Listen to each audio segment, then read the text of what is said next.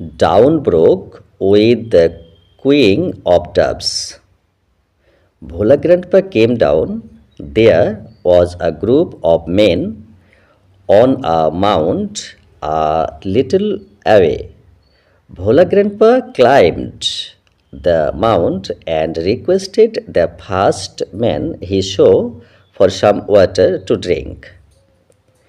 The man had seen the tiger waiting. He was much bewildered.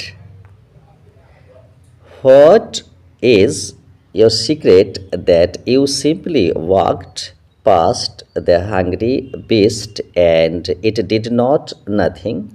He asked Bhula Grandpa.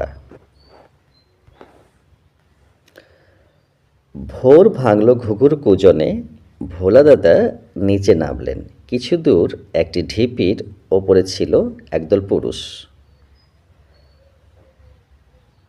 ভোলা দাদা সেই ঢিপিতে আরোহণ করলেন এবং প্রথম লোকটিকে যাকে দেখে তিনি দেখলেন তাকে পান করার জন্য জল অনুরোধ করলেন।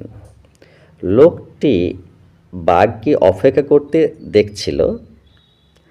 সে খুবই হতবাক হয়েছিল।